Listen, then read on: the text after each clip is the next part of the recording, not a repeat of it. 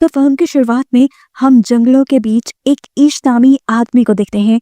वो एक बायोलॉजिस्ट है और अपनी रिसर्च के सिलसिले में वो शहर से कई दूर जंगलों में रह रहा है। एक दिन इसी रिसर्च के दौरान उसे जंगल से एक जहरीला सांप काट जाता है। वो बहुत ज्यादा पैनिक हो गया और यहाँ उसका फोन भी गिर गया। किसी को वो अब मदद के लिए भी नहीं बुला सकता था। खुद ही उसने अपना हाथ सक करके जहर को निकालने की कोशिश की, लेकिन इससे भी काम नहीं बना। घर जाकर उसने कट भी लगा दिया, लेकिन देर हो चुकी थी। जहर उसके जिस्म में फैल रहा था और उसे अजीबोगरीब हेलुसिनेशंस हो रहे थे। वो कई दिन ऐसे ही पड़ा रहा। उसे लेने के लिए एक दिन बहुत से साइंटिस्ट भी यहाँ पे आए। उसे थोड़ा थोड़ा इस चीज का होश था। वो अभी भी जिंदा था, लेकिन उसके जिस्म में बिल्कुल भी ताकत नहीं थी। उसने हिम्मत करके इन लोगों को बुलाने की कोशिश तो की, लेकिन आवाज ना कर पाया। और ऐसे सब लोग ये जानकर यहाँ से चले गए कि ऐश यहाँ पर नहीं है। सीन कट होकर कुछ दिन बाद का हमें सीन दिखाया गया। उसने हाथ पे जो कट लगाया था, वहां से उसकी बॉडी से जहर बाहर निकलता रहा और जो थोड़ा बहुत जहर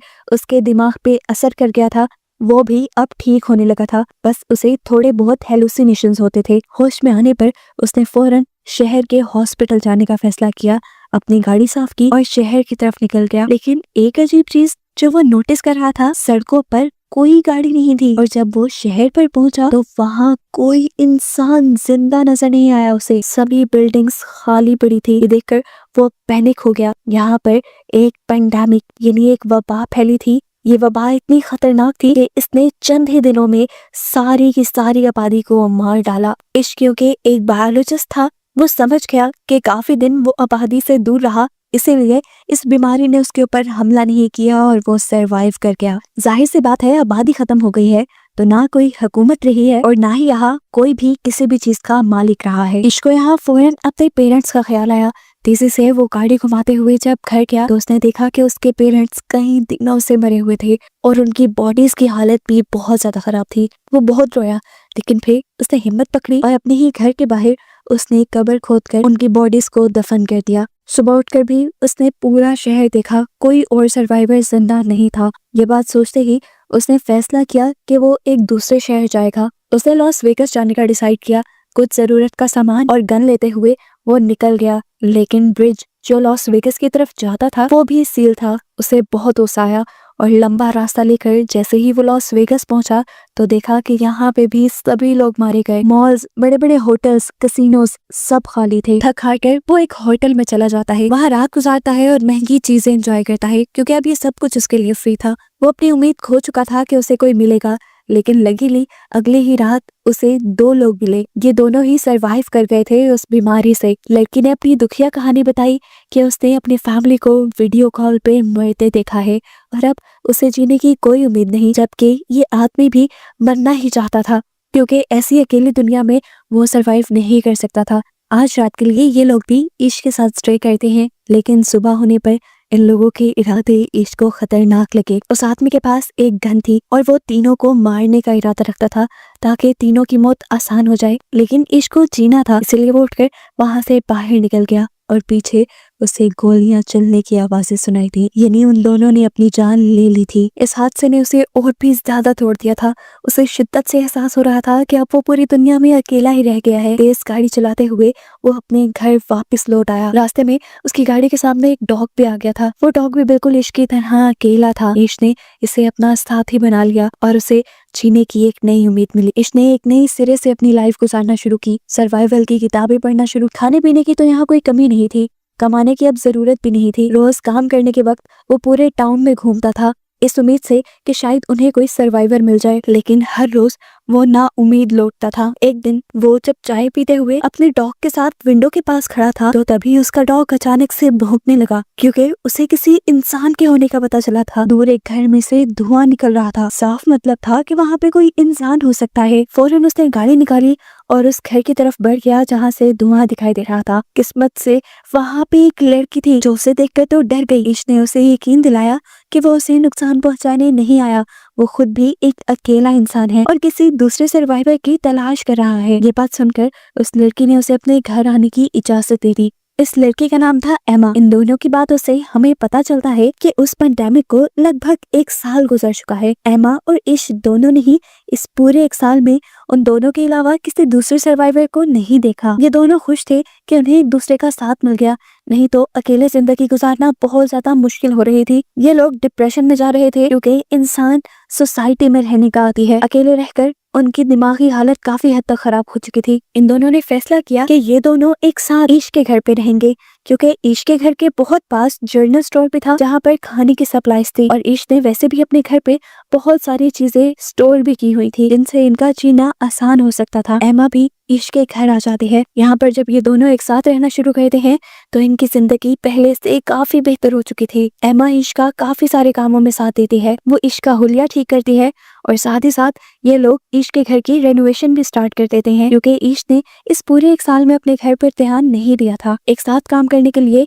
ये रोज सुबह उठते और अपना टारगेट पूरा करते। ये दोनों ये भी समझते थे कि अगर दुनिया में सिर्फ ये 2 ही लोग बचे हैं तो अब इन्हें आबादी भी बढ़ानी चाहिए। पहले तो ये दोनों का फैसला था, लेकिन ईश को जब पता चला कि एमा प्रेग्नेंट हो गई है तब वो बहुत ज्यादा डर गया। उसे डर था कि क्या उसके बच्चे इस अजीब सी दुनिया में सरवाइव कर पाएंगे। एमा उसे हौसला देती है कि सब बेहतर हो जाएगा। ईश जो कि एक बायोलॉजिस्ट था, वो बुक से पढ़कर बच्चे के पैदा होने के तरीके देखने लग जाता है, क्योंकि वो जानता था कि ये दोनों अकेले हैं और उन्हें ये काम खुद ही करना पड़ेगा। साथ ही ये दोनों इस घर को परफेक्ट करने की भी कोशिश कर रहे थे। ईश ने यहाँ पे सोलर पैनल्स भी लगा लिए थे ताकि उनके घर में इलेक्ट्रिसिटी की कमी ना हो। पेंडेमिक को क्योंकि काफी वक्त गुजर गया था, शहर भी जंगल की तरह बनने लगे और जंगल के जानवर शहरी इलाकों की तरफ आने लगे। उनके लिए ये बड़ा खतरा बनता जा रहा था, इसलिए उन्होंने अपने घर के इर्द गिर्द एक बाड़ बना ली और इन जानवरों से बचने के लिए अपने पास कुछ हथियार भी रख लिए। इन लोगों ने खुद भी बहुत से पालतू जानवर पाल लिए थे जिनसे इनकी जरूरत की चीजें पूरी होती रहें, और ये लोग ज्यादा से ज्यादा मसरूफ भी रहें। इंसान ना होने की वजह से इर्द गिर्द का सारा इलाका हरा भरा हो गया और यहाँ की हवा भी बहुत साफ हो गई। इनकी सेहत भी अच्छी हो गई थी पहले से काफी। इनकी लाइफ एक तरह से परफेक्ट ही थी, लेकिन फिर एक दिन इनको एक और बड़ी मुसीबत का सामना करना पड़ गया। पता नहीं कहाँ से शहर में बेतहाशा चूहे आ गए। इनको देखकर ईश बहुत ज्यादा पैनिक हो चुका था। इन चूहों को अपने घर से दूर रखने के लिए ईश ने सारा आड़ कबाड़ अपने घर के इर्द गिर्द जलाना शुरू कर दिया, लेकिन ये एक रात तक काम कर सकता था। एमा ने उसे समझाया कि हम इसका भी हल निकाल लेंगे। सुबह होने पर ईश घर से बाहर गया और आसपास से बहुत सारी बिल्लियों को लाकर उसने यहाँ पर छोड़ दिया। बिल्लियों ने ये चूहे खाना शुरू कर दिए और आखिर ये लोग इस प्रॉब्लम से भी निकल गए। फाइनली अब वो दिन भी आ गया था जब एमा को अपने बच्चे को जन्म देना था। ये सारा काम ईश खुद हैंडल करता है और हमें दिखाया जाता है कि इन लोगों के पास एक बहुत ही प्यारी बेटी पैदा हुई थी, जिसे देखकर ये लोग बहुत ज्यादा खुश थे।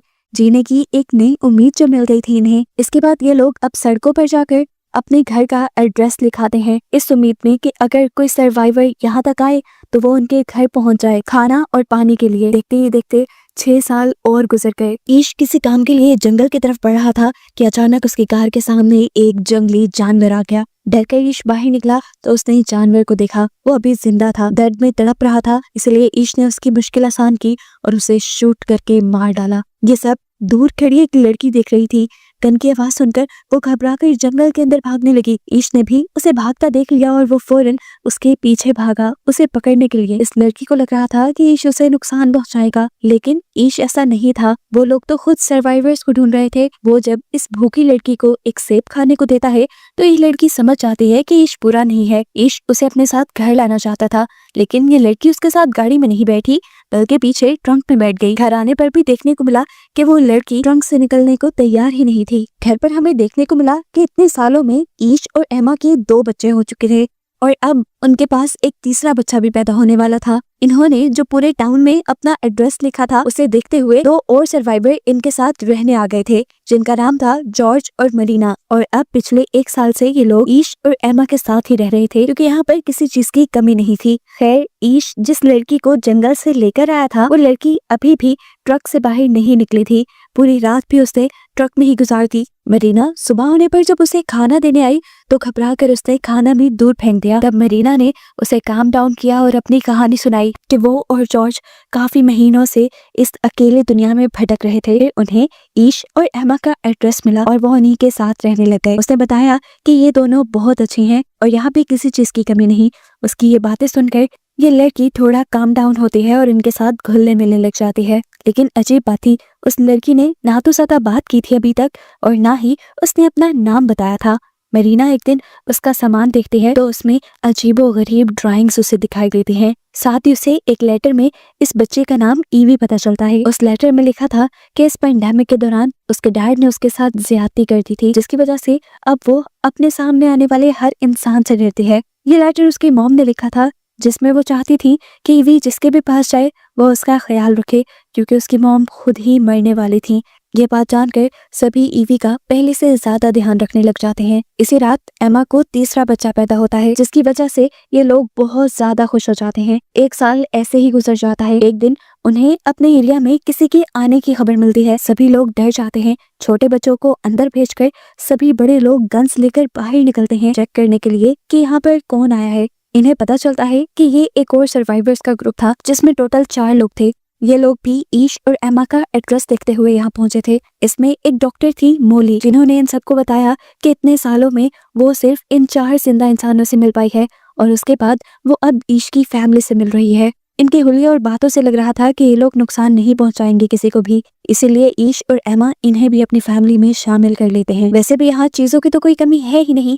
अब ये लोग एक साथ मिलकर एक बड़ी सोसाइटी बना सकते हैं। ईश इन नए मेंबर्स को इस दुनिया में सरवाइव करने के रूल्स बताता है कि इन्हें हर वक्त अपने हथियार अपने पास रखने होंगे, क्योंकि ये दुनिया अब एक जंगल की तरह बन गई है। जंगली जानवरों का सामना इन्हें आए वक्त हो सकता है। ये लोग सप्लाईज लेने के लिए जब भी यहाँ से बाहर निकलते हैं तो जरूरी है कि ये लोग ग्रुप की शक्ल में निकले, नहीं तो कोई भी जंगली जानवर या कोई और चीज इन्हें नुकसान पहुंचा सकती है। ये सारे असूल बताने के बाद ये लोग सप्लाईज इकट्ठी करने के लिए यहाँ से बाहर निकलते हैं मॉल और हॉस्पिटल की तरफ। मोली जो एक डॉक्टर थी, उसने हॉस्पिटल से बहुत सारी ऐसी चीजें इकट्ठी कर ली थी जिन्हें ये अपनी कम्युनिटी में ले जा सकते थे और जिनसे इन सब लोगों का इलाज हो सकता था। खैर, सालों का वक्त गुजर जाता है और हमें पता चलता है इस पूरे ग्रुप में काफी सारे बच्चे हो गए थे और दूसरे कपल के पास भी बच्चे थे। इनकी कम्युनिटी अब बड़ी होती जा रही थी। ईश अपने सारे बच्चों को पढ़ाता था और उन्हें बताता था कि पहले की कम्युनिटीज कैसे होती हैं, इंसान कैसे सरवाइव करते हैं। वो उन्हें पढ़ा रहा था ताकि आने वाले वक्त में उन्हें कोई मुश्किल ना हो। जिंदगी इनकी नॉर्मल गुजर रही थी। घर के आसपास पूरा जंगल उगाया था और इसी जंगल में से एक दिन एक बहुत बड़ा शेर इनके घर में आ घुसा। शुक्र था कि ठीक वक्त पर ईश की नजर उसके ऊपर पड़ गई। अपने बच्चों को बचाने के लिए ईश वहां पे आ गया और शेर ने उसके ऊपर हमला कर दिया। इससे पहले कि ये लोग उसे कुछ कर देते, शेर ने उसे चीर फाड़ डाला। ये देखकर सभी पैनिक हो गए। सभी जब यहाँ आए तो शेर यहाँ से चला गया। एमा ईश की यह हालत देखकर गुस्से से पागल हो गई और उसने गन लेकर जाके जंगल में उस शेर को शूट करके मार डाला। जबकि यहाँ ठीक वक्त पर मोली के साथ सभी लोगों ने मिलकर ईश की जान बचा ली और फिर उसका ट्रीटमेंट भी होने लगा। काफी हफ्ते लगे, लेकिन फिर ईश पहले जैसा सेहतमंद हो गया। देखते ही देखते अब 17 साल भी गुजर गए। इन सब लोगों के बच्चे अब जवान हो चुके थे। हमें पता चलता है कि इतने सालों बाद ईश की बड़ी बेटी हैदर उनके ही ग्रुप के एक लड़के में इन्वॉल्व होने लगी। इनकी दोस्ती काफी अच्छी थी और इनकी दोस्ती से किसी को भी एतराज नहीं था, क्योंकि इन्हीं सब लोगों ने आपस में रिलेशन बनाने थे। हैदर और ये लड़का अब इस दुनिया को एक्सप्लोर करने और सर्वाइवर्स ढूंढने की उम्मीद में इस टाउन से बाहर जाना चाहते थे। इस चीज पे भी किसी को कोई एतराज नहीं हुआ और ये लोग उन्हें गन्स और कुछ जरूरी सामान देकर सफर पे भेज देते हैं। उनके जाने के बाद यहाँ पर एक और मसला बन जाता है। बाकी रिसोर्सेज तो इनके पास ठीक ठाक थे, लेकिन अब इन्हें पानी की कमी का सामना करना पड़ गया था। डैम पर जाके इन्हें पता चला कि डैम्स का पानी खत्म हो रहा है और ये मसला इनके लिए जानलेवा भी साबित हो सकता था। कुछ दिन बाद इनके एरिया में आता है एक और सर्वाइवर्स का ग्रुप, जिनके पास 2 ट्रक थे। उनके पास पेट्रोल की कमी थी जो वो ईश से मांगने के लिए आए थे। इसके बदले वो उनसे कहते हैं कि हम आप लोगों की पानी वाली प्रॉब्लम को सॉल्व कर सकते हैं, क्योंकि हमारे पास ड्रिल मशीन है और जमीन के नीचे से ड्रिल करके अभी भी पानी निकाला जा सकता है। ईश को ये ऑफर बुरी नहीं लगी थी। उसने अपनी कम्युनिटी में इन लोगों को रख तो लिया, लेकिन अपने सभी लोगों को वार्निंग दे दी कि संभल के रहना, हो सकता है कि ये सर्वाइवर्स खतरनाक हों। दिखाया जाता है कि अब इन लोगों ने अपनी डील के मुताबिक ईश के घर पे ड्रिलिंग शुरू कर दी थी। कई दिनों की मेहनत के बाद आखिर पानी निकल भी गया और ये लोग बहुत ज्यादा खुश हुए।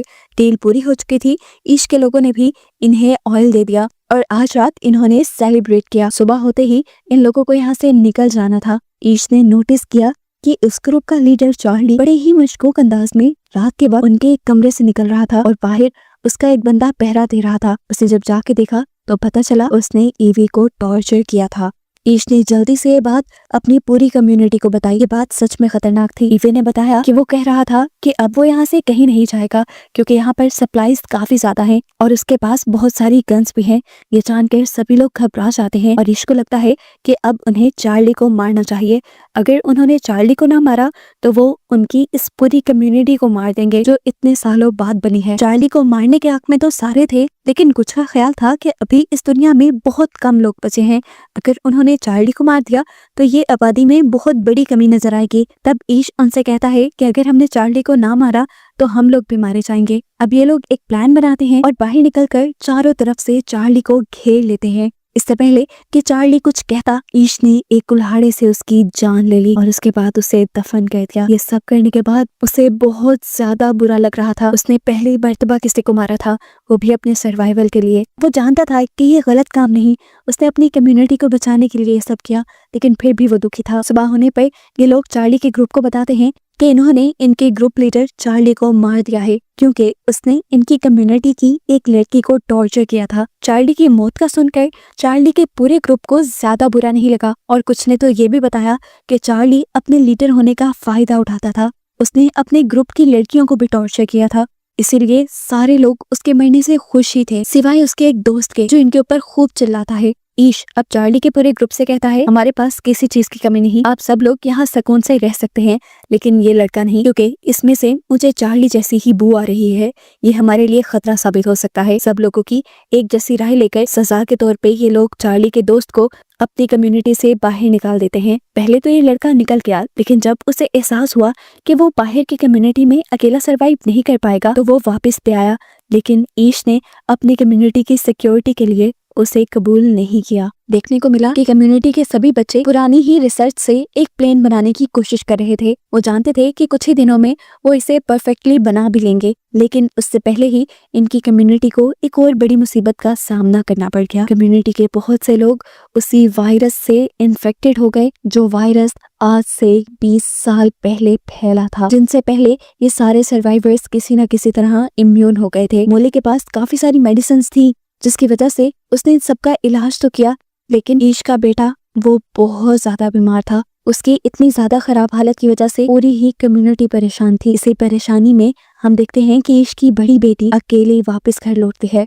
वो रो रही थी। सबने उससे उसके पार्टनर के बारे में पूछा और रोते हुए उसने कहानी बताई कि ये लोग जब सफर पर निकले तो इन्होंने बहुत सारे शहर ढूंढे, सर्वाइवर्स की तलाश की, एक एक घर छान मारा, लेकिन कोई सर्वाइवर इन्हें ना मिला। ये जगह जगह अपने घर का एड्रेस लिखते रहे और फिर ये लोग एक जगह पहुंचे जहां जंगलों में इन्हें एक इंसान मिला और उसने हैदर के पार्टनर को पकड़ के मार दिया। उसने कहा था कि ये चार्ली का बदला है, यानी साफ मतलब है ये वही आदमी था जिसे ईश ने अपने ग्रुप से निकाल दिया था। हैदर ने बताया कि मैं अपनी जान बचाने के लिए और क्या भी करती, मैंने उसे भी मार डाला और फिर तेजी से अपने घर वापस लौट आई। सब लोग दुखी थे, अभी इस दुख से निकले नहीं थे कि ईश का दूसरा बेटा भी मर गया। बात सिर्फ यहीं पे खत्म नहीं हुई। ईश के बेटे के मरने के बाद उनकी कम्युनिटी के 3 और मेंबर्स मारे गए और इस हादसे से ईश बुरी तरह टूट गया। उसका अब इस दुनिया में रहने का दिल नहीं करता था, वो इस दुनिया से जाना चाहता था, लेकिन तब एमा ने उसका साथ दिया, बिल्कुल उसी तरह जब वो बिल्कुल अकेला था। उसने कहा, देखो जब हमें कोई नहीं मिला था हम दोनों ने मिलकर जिंदगी की शुरुआत की और अब तो हमारा इतना बड़ा ग्रुप बन गया है, हमें ही इस दुनिया को आबाद करना है। तुम अगर ऐसे ही हार मान जाओगे तो ग्रुप के बच्चों को कौन ट्रेनिंग देगा। उसकी बात सुनकर ईश को थोड़ा हौसला मिला और वो पहाड़ों पे चला गया सनराइज देखने के लिए। पिछली दुनिया के सनराइज से बहुत मुख्तलिफ था। पहले जैसे ये नेचर के रंग फीके लगते थे, अब हर चीज में ताजगी थी। ये देखकर ईश को एहसास हुआ कि ये पहले वाली दुनिया नहीं रही, ये एक नई दुनिया है। वो अपने बच्चों को पहले वाली दुनिया में रहने की तरबियत दे रहा था, ये गलत था। वो समझ गया कि अब उसे अपने बच्चों को इस नई दुनिया में सरवाइव करना सिखाना है। घर जाके यही स्पीच वो अपने बच्चों को देता है कि हम अभी तक गलत डायरेक्शन में पढ़ रहे थे, हम पुरानी दुनिया में चलने की कोशिश कर रहे थे, लेकिन जब पुरानी दुनिया रही ही नहीं तो फिर उसमें चलने की ट्रेनिंग क्यों लेनी है। ये एक नई दुनिया है और हमें इसके मुताबिक चलना है। ईशनी ने कहा कि अब से तुम लोग वही सीखोगे जो नेचर तुम्हें सिखाएगा और जो इस दुनिया में रहने के लिए जरूरी है। इस दुनिया में इनकी कम्युनिकेशन बिल्कुल बंद हो गई थी, तो इसीलिए इन्होंने फैसला किया कि ये अब अपना कम्युनिकेशन नेटवर्क बनाएंगे। इन्होंने दोबारा से एक नया रेडियो बनाया जिनसे इनकी कम्युनिकेशन स्ट्रांग हो गई। इसके बाद आए दिन ईश नए नए सोशल इवेंट्स रखने लगा, जिसमें बच्चों को एहसास हुआ कि कैसे सभी इंसान मिलजुल कर जिंदगी गुजारते हैं। ईश ने अब अपनी ये कोशिश अपने तक नहीं रखी, उसने अपनी कम्युनिटी से बाहर निकलकर अपने शहर को भी रेनोवेट करना शुरू किया, दोबारा होटल्स को आबाद किया और फिर अपने आसपास के शहरों को भी ठीक करने का इरादा कर लिया। फिल्म के पोस्ट क्रेडिट सीन में हमें बूढ़े ईश को उसके पोते के साथ दिखाया जाता है, जो उसे ये सारी कहानी बता रहा था। वो उसे कहता है कि ये दुनिया बिल्कुल हमारी ही पीढ़ी है, जिसे अब तुमने आगे बढ़ाना है। ये कहते हुए ही ये कहानी यहाँ पर खत्म हो जाती है।